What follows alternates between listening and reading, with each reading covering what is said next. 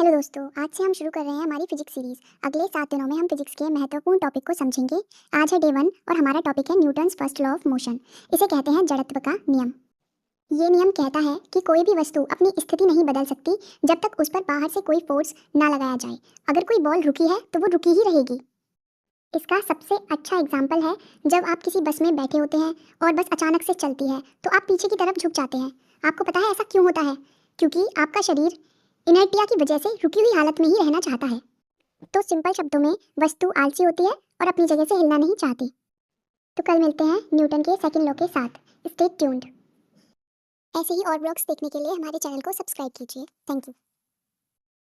Hello दोस्तों, physics series के day 2 में आपका स्वागत है। कल हमने सीखा था कि वस्तु आलसी होती है, लेकिन आज हम जानते हैं कि उस आलसी वस्तु को हिलाने के लिए कितने फोर्स की जरूरत होती है।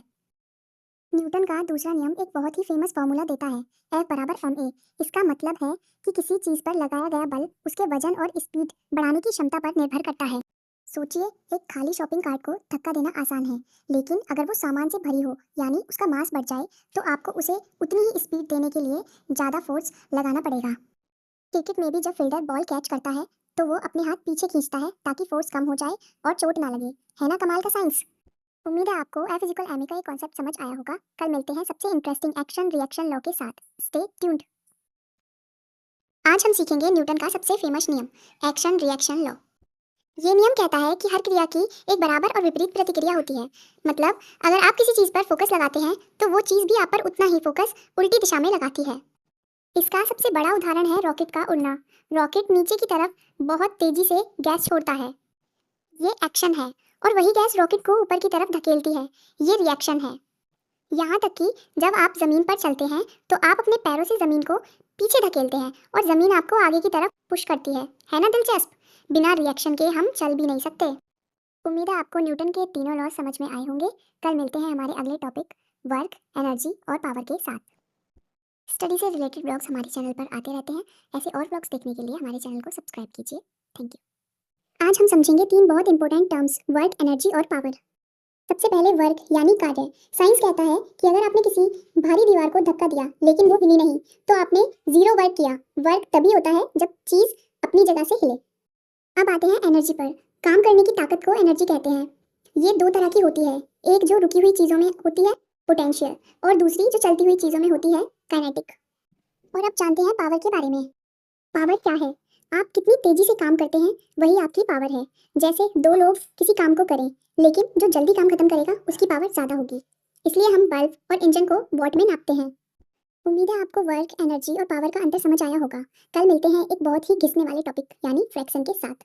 ऐसे ही और ब्लॉग्स देखने के लिए हमारे चैनल को सब्सक्राइब कीजिए। Stay tuned. आज हम बात करेंगे फ्रिक्शन यानी घर्षण की। क्या आपने सोचा है कि हम बर्फ पर क्यों फिसल जाते हैं और सड़क पर आराम से कैसे चल पाते हैं? फ्रिक्शन वो फोर्स है जो 2 चीज़ों के बीच होने वाली मूवमेंट को रोकता है। जब 2 सरफेसेस आपस में रगड़ती हैं तो उनका खुरदरापन एक दूसरे में फंस जाता है। अगर फ्रिक्शन ना हो तो हम कभी चल ही नहीं पाएंगे और गाड़ियाँ कभी रुकेंगी ही नहीं। लेकिन इसे नेसेसरी ईवल क्यों कहते हैं? इसलिए क्योंकि ये फायदेमंद तो है, लेकिन इसी की वजह से हमारे जूतों के तलवे और मशीनों के पार्ट्स घिस जाते हैं। साथ ही ये एनर्जी को हीट में बदलकर बर्बाद कर देता है।